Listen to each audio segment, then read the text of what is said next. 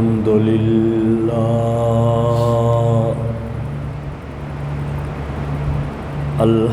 لله وكفى والصلاة والسلام على سيد الرسل والصلاة والسلام على سيد الرسل وخاتم الأنبياء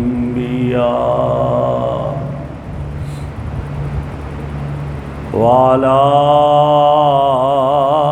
آله وأصحابه وأهل بيته أجمعين. أما بعد فأعوذ بالله من الشيطان الرجيم. بسم الله الرحمن الرحيم. ألم يجدك يتيما فآوى. صدق الله مولانا العظيم وصدق رسوله النبي الكريم ونحن على ذلك لمن الشاهدين والشاكرين والحمد لله رب العالمين. اللهم صل على سيدنا ومولانا محمد وعلى آل سيدنا ومولانا محمد وأصحاب سيدنا ومولانا محمد وبارك وسلم علیہ. انتہائی قابل صد احترام بزرگوں اور عزیز دوستوں، آقائے دو عالم صلی اللہ علیہ وسلم کی حیات طیبہ پر ہماری گفتگو ایک ترتیب سے جاری ہے. گزشتہ جمعہ ہماری بات یہاں پر پہنچی تھی کہ آپ علیہ الصلاۃ والسلام حضرت حلیمہ سعدیہ نے آپ کو شق صدر کے بعد واپس لایا حضرت آمنہ کے پاس،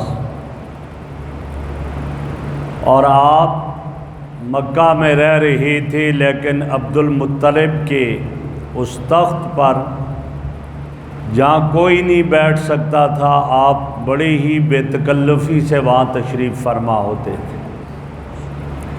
اور عبد المطلب نے یہ کہا کہ انہیں نہ روکا جائے، میرے اس بیٹے کی بڑی شان ہے اور یہ شان والا ہوگا. آپ صلی اللہ علیہ وسلم حضرت آمنہ کی تربیت میں تھے. 6 سال کے قریب عمر ہے، بڑے ہو گئے تو حضرت آمنہ کو یہ خیال ہوا کہ میں ننہال سے ملاقات کروا کر لاؤں.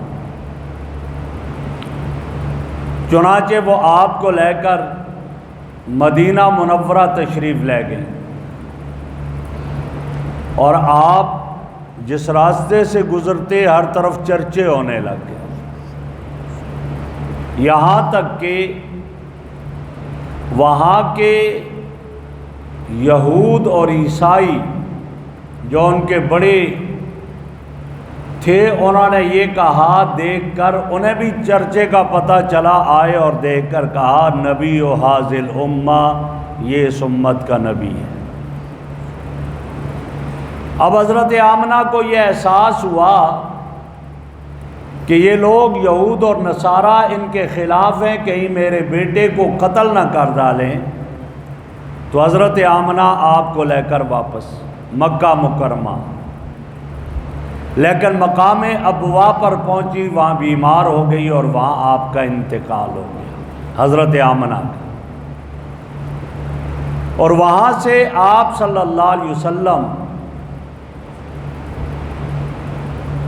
تشریف لائے ام ایمن کے ساتھ، مکہ مکرمہ پہنچے، اور میں مختصراً عرض کر رہا ہوں، حضرت عبد المطلب کی نگرانی میں رہنے لگے۔ یہ لمبا واقعہ ہے کہ عبد المطلب روزانہ انتظار میں ہوتے تھے، دیکھتے تھے کہیں نہیں آ رہے، اور پھر جب آپ آئے تو بڑے اداس ہوئے کہ آمنہ کا انتقال راستے میں ہو گیا۔ اور یہ بھی ایک تفصیلی بات ہے کہ حضرت آمنہ کی قبر اب کہاں ہے، بعض نے کہا ابوا ہی میں ہے، بعض نے کہا جنت المعلیٰ میں لے آئے۔ تو بہرحال جب آپ آگے اور وہاں رہنے لگے، لیکن ابھی آپ کی عمر 8 سال کی تھی کہ دادا عبد المطلب کا انتقال ہو گیا۔ اب آپ اپنے چچا کی تربیت میں ابو طالب کے پاس رہنے لگے۔ اس میں حکمت کیا کہ ابھی دنیا میں نئی جلوہ افروز ہوئے، والد دنیا سے چلے گئے، 6 سال کے ہیں ماں دنیا سے چلی گئی، 8 سال کے ہیں دادا دنیا سے چلا گیا۔ وجہ کیا اور حکمت کیا؟ فرمایا اس لیے کہ عام طور پر آدمی کی تربیت باپ کرتا ہے، ماں کرتی ہے اور دادا کرتا ہے، اور ان کو آپ نے لے لیا، اٹھا لیا۔ کس لیے اٹھا لیا اور کس لیے لے لیا؟ کہ اولاد جب کوئی کمال دیکھا جائے تو باپ کی طرف نسبت کی جاتی ہے، اور کہا جاتا ہے کہ یہ باپ کی تربیت کا نتیجہ ہے، یہ ماں کی تربیت کا نتیجہ ہے، یہ دادا کی تربیت کا نتیجہ ہے، یہ استاد کی تربیت کا نتیجہ ہے۔ باکمال شاگرد جب ان کے کمالات کو دیکھے تو کہتے ہیں اس کے استاد کی تربیت کا نتیجہ ہے۔ اللہ یہ بتانا چاہ رہے تھے کہ کل کوئی یہ نہ کہے کہ میرے محمد کے یہ کمالات اس کے باپ کی تربیت کا نتیجہ ہیں، اس کی ماں کی تربیت کا نتیجہ ہے، اس کے دادا کی تربیت کا نتیجہ ہے۔ کیوں؟ اس لیے کہ اللہ براہ راست نبی کی تربیت کرتے ہیں، لہٰذا یہ ان کی طرف نسبت نہ دی جائے، بلکہ یہ کہا جائے کہ یہ رب کائنات نے اپنے محبوب میں یہ کمالات رکھے، تاکہ ادھر نسبت نہ جائے اور نسبت اللہ رب العزت کی طرف جائے۔ اس لیے سارے سائے اٹھا دیے۔ عام کہتے ہیں نا کہ حضور کا سایہ نہ تھا، لوگ یہ سمجھتے ہیں کہ چلتے ہوئے یہ دھوپ میں سایہ نہ تھی، نہیں سایہ تھا۔ سایہ نہ ہونے کا مطلب یہ ہے کہ آپ کے باپ کا سایہ، دادا کا سایہ، ماں کا سایہ نہیں تھا، سر سے اٹھا دیا گیا۔ اور جب آپ رہنے لگے ابو طالب کے ہاں تو کیفیت یہ تھی کہ ابو طالب کے گھر میں تھا تو سردار، لیکن سخی تھا کہ گھر میں کچھ نہیں ہوتا تھا۔ کئی دفعہ کھانے پر جب بیٹھتے کھانا کم ہو جاتا، لیکن جب دسترخوان پر میرے مصطفیٰ بیٹھتے تھے اس دن کھانا کبھی کم نہیں ہوتا تھا، سب کو پورا ہو جاتا۔ تو ابو طالب نے یہ فیصلہ کر دیا کہ آج کے بعد جب تک محمد صلی اللہ علیہ وسلم نہیں ہوں گے دسترخوان پر کھانا نہیں شروع کیا جائے گا۔ آپ دسترخوان پر تشریف رکھتے، کھانا کھایا جاتا، یہ کیفیت ہو جاتی۔ جب یہ کیفیت دیکھی تو آپ نے خود محسوس فرمایا کہ میرا چچا یہ اس کے پاس اتنا کچھ نہیں ہے، میں ان کی ہیلپ کروں۔ لوگ کہتے ہیں ابو طالب نے محمد کو پالا، نہیں نہیں، محمد عربی کی وجہ سے ابو طالب کا دسترخوان وسیع رہا ہے۔ تو آپ صلی اللہ علیہ وسلم نے یہ سوچا کہ میں کچھ مزدوری کر لیا کروں۔ اپنے چچا سے اجازت مانگی، کہا رہنے دو، فرمایا نہیں، اجازت ملی تو آپ صلی اللہ علیہ وسلم نے بکریاں چرانا شروع کی، اجرت پر بکریاں چرانا شروع کی آپ صلی اللہ علیہ وسلم نے۔ بکریاں چراتے، جو اجرت آتی اپنے چچا ابو طالب کو دیتے۔ بکریاں چرانے کی حکمت کیا؟ میرے آقا نے فرمایا کوئی نبی ایسا نہیں جس نے بکریاں نہ چرائی ہو۔ صحابہ نے پوچھا یا رسول اللہ آپ نے بھی چروائی؟ فرمایا ہاں میں نے بھی بکریاں چرائی ہیں۔ اور حکمت کیا؟ حکمت اس میں یہ لکھی گئی کہ جانوروں میں سب سے شرارتی جانور بکری ہے۔ بکریوں کو اکٹھا کرنا مشکل، باقی جانور ریوڑ کے ریوڑ بھیجو اکٹھے جائیں گے، بکری ایک ادھر بھاگے گی دوسری ادھر، کوئی پہاڑ پر چڑھ گئی، کوئی درخت کے ساتھ چمٹ گئی، کوئی کیا ہوا، یہ کیفیت ہوتی ہے، ان کو کنٹرول کرنا مشکل ہوتا ہے۔ حضرت موسیٰ علیہ السلام کے بارے میں آتا ہے کہ ایک بکری بھاگ گئی اور پیچھے دوڑتے دوڑتے غصہ آیا اور اس کو ڈنڈا مارا جب غصے میں، تو اللہ نے فرمایا میرے موسیٰ ایک بکری آپ سے بھاگ گئی، آپ برداشت نہیں کر سکے، میرے بندے تو روزانہ میرا حکم توڑ کر بھاگ جاتے ہیں، میں پھر بھی ان سے درگزر کر لیتا ہوں، میں پھر بھی معاف کر دیتا ہوں۔ ادھر اذان ہوتی ہے دکان کو نہیں چھوڑتا، ادھر اذان ہوتی ہے مسجد کے دروازے سے واپس جا رہا ہوتا ہے، ادھر اذان ہوئی لوگ نماز میں کھڑے ہوئے، آ کر مسجد سے جوتیاں اٹھا کر بھاگ گیا، ادھر یہ کیفیت ادھر یہ، فرمایا پھر بھی میں اس کو معاف کر دیتا ہوں، اس کو کچھ نہیں کہتا۔ آپ کا ایک دفعہ حکم نہ مانا، بکری بھاگی اور آپ نے اس کو مار دیا، یہ کیفیت۔ تو فرمایا یہ نبی کی تربیت تھی اور نبی کو صبر سکھانا تھا کہ آپ کی امت بھی آئے گی، امت کے افراد بھی ایسے، بکریوں کی مختلف اقسام ہے، کوئی چھوٹی کوئی بڑی، کوئی کالی کوئی سفید کوئی سرخ۔ فرمایا یہی انسانیت کی بھی مختلف قسمیں ہیں، بکریوں کے مزاج بھی مختلف، انسانوں کے مزاج بھی مختلف ہے، یہ مختلف مزاج والے انسان وہی کیفیت میں ہے، لہٰذا ان کو کنٹرول کرو گے تو ان کو کنٹرول کرنا آسان ہو جائے گا، وہاں صبر سیکھو گے تو یہاں بھی صبر آ جائے گا۔ یہ پتھر مارے گا، وہ گالی دے گا، وہ برا بھلا کہے گا، آپ کو صبر کرنا پڑے گا، اور ایسا ہی ہوا کہ صبر کیا، اس لیے بکریاں چرائی۔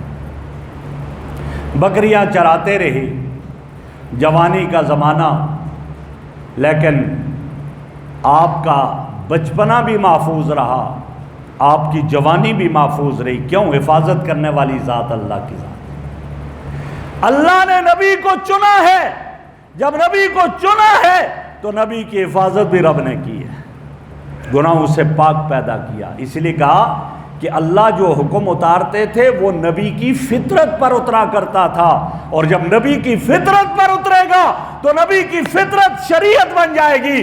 یہی بات ہے کہ نبی کے طریقے پر کھانا کھائے گا شریعت بن جائے گی، نبی کے طریقے پر پانی پیے گا شریعت بن جائے گی، نبی کے طریقے پر سوئے گا شریعت بن جائے گی۔ کیوں؟ نبی کی فطرت شریعت کے مطابق ہوتی ہے، نبی کی فطرت شریعت کے مطابق ہوتی ہے۔ اللہ رب العزت نے نبی کی فطرت کو ایسا بنایا، اور پھر نبی کی طبیعت اور نبی کی تخلیق بھی رب نے جنت کی مٹی سے کی ہے، جہاں گناہ نہیں ہوتا، اس مٹی میں گناہ کا مادہ ہی نہیں ہے۔ اللہ نے جنت کی مٹی سے گناہ کا مادہ نکالا، نبی سے بھی نکال دیا، اس لیے کہ نبی کی پیدائش میں جنت کی مٹی کا عنصر غالب ہے، لہذا اس لیے ہوا۔ تو اب کیا ہوا؟ جوانی میں بھی حفاظت۔ کیسی حفاظت کی؟ ذرا غور کرنا۔ بیت اللہ کی تعمیر ہو رہی ہے، لوگ پتھر اٹھا کر جا رہے ہیں، اس زمانے میں بیت اللہ کا طواف ننگے کرتے تھے، عبادت ننگے کیا کرتے تھے، تو آپ صلی اللہ علیہ وسلم نے پتھر کندھے پر اٹھایا، ابو طالب نے دیکھا بیٹا کندھا زخمی ہو جائے گا، اپنی چادر کھول کر کے کندھے پر رکھ لو، کوئی بات نہیں، اس طرح ننگے لے جاؤ۔ بس جو ہی یہ چادر اترنے لگی میرے آقا وہیں بے ہوش ہو گئے، رب نے بے ہوشی طاری کر دی، رب نے اپنے نبی کے صدر کو ننگا نہیں ہونے دیا۔ یہ اللہ نے حفاظت فرمائی کہ کیوں؟ کل میرا نبی پردے کا حکم دے گا، حیا کا حکم دے گا، آج اگر اس کے جسم سے یہ چادر اتر گئی ننگا ہو گیا، لوگ کہیں گے کہ دوسروں کو تو حکم دیتے ہو اور خود بھی تو ایسے پہلے رہے ہو۔ اللہ نے اس لیے حفاظت فرمائی۔ اور دوسرا یہ تھا کہ وہ فطرت تھی نبی کی، فطرت شریعت بن جاتی ہے، فطرت میں ننگا نہیں ہوا جاتا، لہٰذا اس لیے۔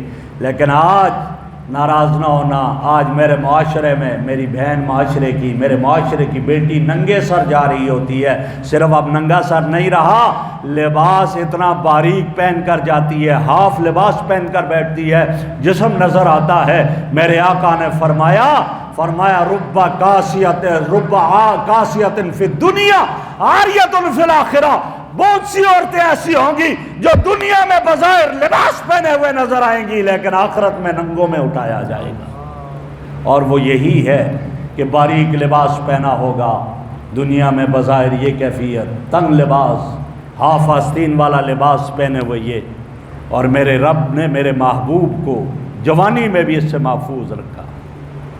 پھر بکریاں چرا رہے ہیں، ساتھ ایک اور ہے، شادی ہوتی تھی اس دور میں بھی، آج بھی ہوتی ہے، اس دور میں بھی پیسے والے بڑے ڈھول ڈمکوں کے ساتھ شادیاں کیا کرتے تھے، گانے باجے، آج بھی یہی ہوتا ہے۔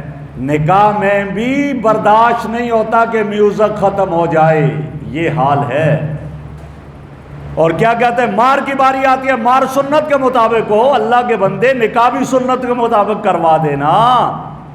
نکاح میں باقاعدہ میوزک کا اہتمام ہے، اور کہا جائے یار بند کر دو، او جی کیا کریں جی، مانتے نہیں ہیں، میں نے تو بہت کہا تھا، میری بات مانتا کوئی نہیں ہے، پیسہ تو خرچ کر رہے، تیری بات کوئی نہیں مانتا، یہاں نہیں مانتا تیری بات۔ پھر کیا ہوتا ہے، ادھر بڑے ڈھول ڈمکے گانے باجے ہوتے ہیں۔ اس کی نحوست پھر یہ ہوتی ہے کہ 3 مہینے نہیں گزرتے دلہن اپنے باپ کے ہاں چلی جاتی ہے، کہتی اب میں نہیں آتی ہوں۔ جن شادیوں میں یہ کیفیت ہوتی ہے بالآخر نتیجہ یہ نکلتا ہے، اور جن شادیوں میں کوئی شریعت کو مد نظر رکھا جاتا ہے وہاں خیریں برکتیں آتی ہیں۔ فرمایا کہ جس شادی میں خرچہ کم ہو وہ شادی برکت والی ہوا کرتی ہے، خرچے زیادہ ہوں وہاں برکتیں نہیں ہوا کرتی ہیں۔ تو اس دور میں بھی شادیوں میں بڑا کچھ ہوتا تھا، تو آپ نے صلی اللہ علیہ وسلم نے فرمایا اپنے ساتھی کو کہ میرا دل چاہتا ہے کہ میں آج دیکھ کر آؤں شادی کیسے ہوتی ہے، آپ بکریاں دیکھنا رات کو آگے کہ میں شادی دیکھوں کیسی ہے۔ ابھی وہ شادی کا فنکشن شروع نہیں ہوا تھا، میرے رب نے میرے محبوب پہ نیند طاری کر دی، نیند طاری ہو گئی، صبح سورج نکلا، سب جا چکے تھے، آپ بیدار ہوئے، کچھ بھی نظر نہیں آیا۔ دوسرے دن پھر کہا ذرا میں پھر جاتا ہوں، پھر آئے، رب نے پھر نیند طاری کر دی۔ کیوں؟ میرے رب نے میرے محبوب کو ان میوزکوں سے بچانا تھا۔ وجہ کیا تھی؟ اس وقت تک اگرچہ جو ہے گانا اور ان چیزوں کی ممانعت تو نہیں آئی تھی، بعد میں ہونا تھا، میرے رب نے بچانا تھا۔ کل میرا محمد جب یہ کہے گا کہ یہ چیزیں نہیں ہونی چاہیے، لوگ کہیں گے ہمارے ساتھ تو دیکھتے تھے، آج منع کرتے ہو۔ رب نے پہلے ہی بچا دیا تاکہ کوئی کل انگلیاں نہ اٹھائے میرے محمد کے کردار پر۔ اللہ نے حفاظت فرمائی، محفوظ رہے۔ یہ آپ کی جوانی ہے، آپ کی نوجوانوں، جوانی میں میرے آقا کی جوانی کو دیکھو، وہ بھی جوان تھے، وہ آپ سے زیادہ جوان تھے، ان کے اندر آپ سے زیادہ طاقت تھی، لیکن رب نے انہیں محفوظ رکھا۔ تم بھی محفوظ رکھو، اپنی جوانیوں کو محفوظ کرو۔ میوزک، موسیقی روح کی غذا نہیں ہوا کرتی، کہتے ہیں موسیقی روح کی غذا ہے، موسیقی روح کی کوئی غذا نہیں۔ موسیقی تو گناہوں کو پیدا کرنے کا مجموعہ ہے، غلاظت کا مجموعہ ہے۔ ان موسیقیوں سے بچا کرو، اس کے بجائے قرآن پڑھا کرو، قرآن سنا کرو، ذکر کیا کرو، درود شریف پڑھا کرو، جس پر اجر و ثواب ملے۔ آپ رہ رہے ہیں اور اللہ نے آپ کی جوانی کو بھی محفوظ رکھا۔ اب ہوا کیا، ابو طالب آپ کے چچا تجارت کے لیے شام جانے لگے، سفر پر نکلنے لگے، تو آپ صلی اللہ علیہ وسلم آئے اور آپ نے اپنے چچا کے کپڑے کو پکڑ لیا، میں بھی ساتھ جاؤں گا۔ آپ دیکھتے ہیں نا جب کوئی باپ جانے لگے کہیں تو بچہ لپٹ جاتا ہے، نہ میں بھی جاؤں گا، وہ روتا ہے نہیں چھوڑتا، بڑی مشکل سے اس کو ورغلا کر کے کوشش کر کے جان چھوڑائی جاتی ہے۔ تو آپ صلی اللہ علیہ وسلم ابو طالب کے ساتھ چمٹ گئے، چچا میں بھی جاؤں گا۔ ایک دو دفعہ منع کیا نہ ہوا تو ساتھ تیار کر لیا، لے کر شام کے سفر پر نکلے۔ راستے میں ایک مقام پر پہنچے تو اتنے میں ایک عیسائیوں کے گرجے سے ان کا راہبائے وہ باہر نکل آیا، اور باہر نکلا ابو طالب سے کہا کہاں جانا ہے؟ کہا شام سفر پر۔ کہا جو قافلہ تمہارا ہے آج سارے قافلے کی دعوت میری طرف سے ہوگی، تمام قافلے والوں کی دعوت میری طرف سے، کوئی باقی نہ بچے۔ ابو طالب حیران، صرف آج پہلی مرتبہ نہیں جا رہا، کئی مرتبہ یہاں سے گزر ہوا، یہ آدمی تو اپنے اس گرجے سے باہر ہی نہیں نکلا، اور آج کس طرح آ گیا اور سب کی دعوت کرتا ہے، وجہ کیا سمجھ نہیں آئی۔ جب حکم دیا کھانے تیار ہوئے، سارے کے سارے آئے، حضور صلی اللہ علیہ وسلم کو ابو طالب نے سامان کی حفاظت کے لیے چھوڑ دیا۔ آیا اور آ کر دیکھا، کہا سب آ گئے؟ کہاں سارے آ گئے ہیں، ایک بچہ اس کو چھوڑ آئے ہیں، وہ اپنا بیٹا ہی ہے، اس کو چھوڑ آئے ہیں سامان کی حفاظت کے لیے۔ کہا نہیں، سب کا میں نے کہا تھا۔ کہا اس کو سامان کی حفاظت کے لیے چھوڑ دیا، کوئی نہیں، اس کے لیے ہم کھانا لے جائیں گے۔ اس نے دیکھ کر کہا، اس نے کہا سن ابو طالب، تو کتنی مرتبہ یہاں سے گزرا ہے، آیا اور گیا ہے، میں نے کبھی تیری دعوت کی ہے؟ کہا نہیں۔ کبھی میں باہر آیا ہوں؟ نہیں۔ آج تو میں اس بچے کی وجہ سے دعوت کر رہا ہوں تمہاری، اسی کو چھوڑ کر آئے گو؟ نہیں ہو سکتا، اس کو لے کر آؤ۔ نبی اکرم صلی اللہ علیہ وسلم کو لایا گیا، آپ تشریف فرما ہوئے۔ اس نے سوال کیا کیا؟ بحیرہ راہب اس کا نام ہے۔ سوال کیا کیا؟ اس نے کہا مسمو کا نام کیا ہے؟ فرمایا محمد صلی اللہ علیہ وسلم۔ کہا اس اقسم کا باللات والعزیٰ، میں تجھے لات اور عزیٰ کی قسم دیتا ہوں۔ حالانکہ وہ عیسائی تھا، وہ لات عزیٰ بتوں کو نہیں مانتا تھا، لیکن چونکہ مشرکین کا وفد جا رہا تھا ان کی وجہ سے کہا میں تمہیں لات اور عزیٰ کی قسم دیتا ہوں۔ میرے آقا کو غصہ آ گیا، فرمایا خبردار، مجھے لات عزیٰ کی قسم نہ لینا، میں انہیں نہیں مانتا ہوں۔ ابھی کم عمر ہے، فرمایا نہیں مانتا ہوں، مجھے ان کی قسم دیتا ہے۔ وہ حیران، انہوں نے کہا اس اقسم کا باللہ، میں تجھے اللہ کی قسم دیتا ہوں۔ فرمایا ہاں ٹھیک ہے۔ کہا جو میں آپ سے سوال کروں گا مجھے صحیح صحیح جواب دینا۔ کہا بولو۔ کہا آپ بتائیں، آپ نے کبھی کچھ حالات دیکھے، خواب دیکھے؟ میرے آقا صلی اللہ علیہ وسلم نے اس کو وہ حالات بتائے سارے جو کچھ تھے۔ تو اس نے مڑ کر ابو طالب سے پوچھا کون ہے یہ؟ ابو طالب نے کہا ابنی، میرا بیٹا ہے۔ کہا جھوٹ بولتا ہے، تیرا بیٹا نہیں۔ پھر کہا ابنی، میرا بیٹا ہے۔ کہا جھوٹ، تیرا بیٹا نہیں۔ میرے علم کے مطابق اس کے باپ کو مرا ہوا ہونا چاہیے۔ کہاں اس کا باپ فوت ہو گیا، میرا بھتیجا ہے تو میرا بیٹا ہے، بھتیجا بیٹا ہی ہوتے۔ کہا اس طرح کہو، بیٹا حقیقی نہیں، بھتیجا ہے تمہارا، اس کا باپ دنیا میں موجود نہیں ہے۔ کہا ابو طالب بات سن، میرا تجھے مشورہ ہے، یہ آخری نبی ہے، نبوت کا تاج اس کے سر پہ سجا دیا گیا ہے، اس کو شام نہ لے کر جاؤ، وہ نشانیاں دیکھیں گے، یہودی اس کو قتل کر دیں گے، اس کو یہیں سے واپس کر دو۔ اور کہا دیکھا تم نے، جب یہ کھانے کے لیے بلایا تو یہ آ رہا تھا، اس کے سر پر بادل سایہ کیے ہوئے آ رہے تھے۔ کہاں بادل تو سایہ کیے ہوئے تھے۔ کہا کسی اور کے سر پر کیا تھا؟ کہا نہیں۔ کہا اس کے سر پر کیا۔ کہا میری تورات یہی بتاتی ہے۔ اور جب یہ کھانا کھا کر بیٹھے، باقی سب سائے میں بیٹھے، میرے آقا صلی اللہ علیہ وسلم ایک درخت کے پاس بیٹھ گئے اور اس درخت کی ٹہنیاں سمٹ کر آپ پر آ گئی اور سایہ کر دیا۔ تو اس راہب نے کہا ابو طالب یہ دیکھو، یہ ٹہنیوں کو دیکھو کیسے سمٹ پر اس پر سایہ کیا، اور کیا کہا یہ درخت وہ ہے عیسیٰ کے بعد اس کے نیچے کوئی نہیں بیٹھا، اور لا یجلس تحتہ الا نبی، نبی کے بغیر اس درخت کے نیچے کوئی نہیں بیٹھ سکتا ہے۔ کہا یہ یہاں بیٹھا ہے، اس کو واپس کر دو۔ ابو طالب نے کہا اچھا، تو وہیں سے میرے آقا کو واپس کیا اور خود سامان تجارت لے کر شام چلے گئے۔ آپ آئے، آپ علیہ السلام مکہ مکرمہ میں رہتے رہے کچھ عرصہ۔ وہاں ایک بہت بڑی خاتون تھی مکہ کی، خدیجہ جس کا نام تھا، اور 2 مرتبہ وہ اس کے گویا بیوہ ہو چکی تھی، حضرت خدیجہ رضی اللہ عنہا، بڑی مالدار۔ کہا گیا کہ پورے مکہ کے مالداروں کے مال کو ایک طرف کیا جائے، خدیجہ کا مال ایک طرف ہوگا۔ بڑے بڑے سرداروں نے نکاح کا پیغام بھیجا، حضرت خدیجہ نے مسترد کر دیا۔ حضرت خدیجہ رضی اللہ عنہا کو جب پتہ چلا میرے آقا کا کہ بڑے امین، چونکہ آپ رہے کس طرح رہے، امانت میں آپ کا نام، صداقت میں آپ کا نام، شرافت میں آپ کا نام۔ میرے نوجوانوں، اپنے نبی کی زندگی کو نمونہ بناؤ، جیسے میرے نبی مکہ میں صداقت میں سب سے آگے، امانت میں سب سے آگے، حیا میں سب سے آگے، شرافت میں سب سے آگے، تو پھر اس نبی کی امتی بن کر دکھاؤ نا۔ جوانی تو ان کے پاس بھی تھی، اس جوانی کی اس طرح حفاظت کی تو آپ بھی حفاظت کرو نا۔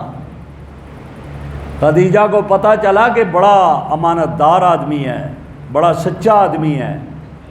اس نے پیغام بھیجا، کہا کہ میرا مال ہے، میں چاہتی ہوں کہ آپ اس کو تجارت پر لے جائیں۔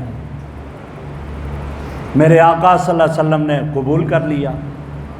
خدیجہ نے آپ کے ساتھ اپنے میسرہ نامی غلام بھیجا اور ایک اور خادم بھیجا، اور آپ لے کر گئے شام میں جا کر وہ بیچا سارا سامان۔ واپسی پر فرمایا بجائے اس کے کہ ہم یہ درائم اشرفیہ لے جائیں، یہاں سے ہم سامان خریدتے ہیں، وہ لے جا کر مکہ میں بیچیں گے، ڈبل فائدہ ہو جائے گا۔ پہلے تاجر جتنے جاتے شام میں بیچ کر درائم اور اشرفیہ لے آتے، بس صرف ایک ہی فائدہ ہوتا، لیکن آپ نے وہاں بیچا، وہ فائدہ الگ، وہاں کا سامان لیا، مکہ میں آ کر بیچا، یہ فائدہ الگ۔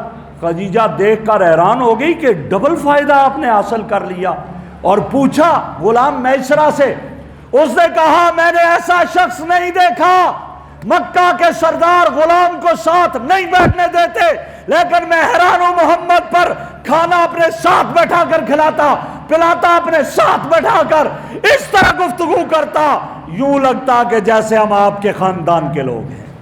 ہمارے ساتھ تو آپ کا ایسا اخلاق تھا، ایسے حسن اخلاق سے ہمارے ساتھ پیش آیا ہے یہ شخص، اور فائدہ بھی دگنا ہوا۔ جب خدیجہ کو میسرہ نے یہ بریف کیا تو اب خدیجہ کے دل میں آیا کہ میں محمد سے نکاح کر لوں، صلی اللہ علیہ وسلم، میں محمد عربی سے نکاح کر لوں۔ تو اس نے خاتون جو شادیاں کرواتی تھی، اس کا نام نفیسہ تھا۔ دیکھو میرے نبی کی سیرت دیکھو، آج آپ یہودیوں سے کہو کہ حضرت موسیٰ کا بچپن پیش کرو، نہیں پیش کر سکیں گے۔ عیسائیوں سے کہو عیسیٰ علیہ السلام کا بچپن پیش کرو، نہیں کر سکیں گے۔ لیکن میرے محمد کی تو زندگی ایسے پیش ہوتی ہے کہ وہ عورت جس نے آپ کے نکاح کا پیغام آپ تک پہنچایا، اس کا نام بھی محفوظ ہے، اس کا نام نفیسہ۔ خدیجہ نے نفیسہ سے کہا نفیسہ جاؤ، لیکن جا کر تیار کرو محمد کو کہ مجھ سے نکاح کر لے۔ نفیسہ گئیں اور جا کر میرے آقا سے کہا حل ترغب الازواجہ، کیا آپ شادی چاہتے ہیں؟ فرمایا کون مجھے رشتہ دیتا ہے، میں کیا شادی کروں گا۔ کہا نہیں یہ بتاؤ، تجھے جوانی بھی اللہ نے دی، سب کچھ ہے، 25 سال عمر تھی، تو آپ بتاؤ آپ شادی کرنا چاہ رہے ہو۔ فرمایا کون ہے؟ کہا آپ کو ایک ایسا میں رشتہ بتاتی ہوں، مالدار بھی ہے، حسین و جمیل بھی ہے، اور خاندان بھی بڑا ہے، ورنہ عام طور پر اچھی بیوی ملتی ہے، خاندان اچھا نہیں ہوتا ہے، مالدار ہوتی ہے لیکن وہ حسین و جمیل نہیں ہوتی، یا اسی طرح خاندان اچھا ہوتا ہے لیکن وہ حسین نہیں ہوتی، آپ بتائیں۔ کہا کون ہے؟ کہا وہ خدیجہ ہے۔ کہا خدیجہ مجھ سے کہاں شادی کرتی ہے؟ اس نے بڑے بڑے سرداروں کو ٹھکرایا۔ کہا وہ آپ رہنے دو، بتانا کسی کو نہیں، آپ کو بتاتی ہوں، مجھے اسی نے بھیجا ہے، اسی نے مجھے بھیجا ہے۔ یا علماء نے بڑی عجیب بات لکھی ہے، علماء نے لکھا مردوں میں عقل مند بڑے پیدا ہوئے اور ہوں گے، لیکن عورتوں میں بہت کم عورتیں عقل مند پیدا ہوئی ہیں، اور ان میں ایک خدیجہ بھی ہے رضی اللہ عنہا، جو میرے محمد کو پہچان گئی تھی کہ یہ کون شان والی ذات ہے، اور فوراً نکاح کا پیغام آپ کو بھیج دیا۔ یہ خدیجہ ہے جس نے میرے محمد عربی کو پہچانا، عظمت کو پہچانا۔ یہ خدیجہ کی عقل مندی کی علامت ہے، بڑی عقل مند تھی جس نے محمد عربی کا انتخاب کیا۔ آپ نے فرمایا ٹھیک ہے، اب نکاح کا بندوبست ہوا۔ آپ علیہ الصلوۃ والسلام اپنے چچا ابو طالب اور اپنے چچا حضرت حمزہ کو لے کر حضرت خدیجہ کے گھر گئے۔ خدیجہ کے عزیز ورقہ ابن نوفل بھتیجے یا بھانجے اور ایک اور آدمی بھی ساتھ، ان کا رشتہ دار، یہ دو تھے۔ تو آپ کے نکاح کا خطبہ ابو طالب نے پڑھا۔ ابو طالب نے نکاح کا خطبہ پڑھا، اور اس کے بعد آپ کے اوصاف پر جو مشتمل خطبہ ایک دیا وہ ورقہ ابن نوفل نے دیا۔ اور ورقہ ابن نوفل نے کہا خدیجہ تجھے مبارک ہو، تیری جھولی میں وہ سورج آ گیا ہے جو تمام اوصاف سے متصف ہے، جس کا کوئی مقابلہ نہیں کر سکتا، اتنی اوصاف کا مالک وہ تیری جھولی میں آ گیا، تجھے مبارک ہو۔ وہاں آپ کا نکاح ہوا۔ آپ کی عمر 25 سال اور حضرت خدیجہ کی عمر 40 سال، 2 مرتبہ بیوہ ہو چکی۔ اور لوگ بکواس کرتے ہیں اور کہتے ہیں کہ الیاذ باللہ آپ نے اتنی جو شادیاں کی تو آپ پر شہوت غالب تھی۔ یہ میرے نبی پر اعتراض کرتے ہیں، بکواس کرتے ہیں۔ وہ کیا ایک آدمی پر جب شہوت غالب ہو کیا وہ ایک بیوہ عورت سے شادی کرے گا؟ اور جب تک حضرت خدیجہ رضی اللہ عنہ آپ کے نکاح میں رہی آپ نے کسی اور سے شادی نہیں کی ہے۔ آپ کی عمر 50 سال کی تھی جب خدیجہ کا انتقال ہوا، پھر آپ نے باقی شادیاں کی۔ یہ شادیاں کرنے کا مقصد کیا تھا کہ لوگوں کو جہاں سسرال ہوتا ہے محبتیں آ جاتی ہے، دین کا دعوت دینا آسان ہو جاتا ہے، اور آپ کی زندگی کے ہر لمحے کو امت کے سامنے رکھا جاتا ہے۔ اس لیے آپ کی شادیاں متعدد شادیاں ہوئی، تعدد ازواج ہوا، ورنہ آپ کی تو پہلے ایک بیوہ عورت سے شادی رہی ہے، اور باقی بھی یا بیوہ یا مطلقہ تھی ان سے شادی ہوئی۔ اگر کنواری کی حیثیت سے شادی ہے تو ایک حضرت عائشہ صدیقہ رضی اللہ تعالیٰ عنہ سے ہے، باقی کسی سے نہیں۔ یہ تو اس لیے تھا آپ پر کوئی شہوت غالب نہیں تھی، آپ نے امت کے لیے یہ سب کچھ کیا۔ اور حضرت خدیجۃ الکبریٰ رضی اللہ تعالیٰ عنہ سے آپ کا یہ نکاح ہوا، اور پھر انہی سے آپ کی اولاد ہوئی۔ آپ کی ساری اولاد حضرت خدیجہ رضی اللہ عنہ سے ہے۔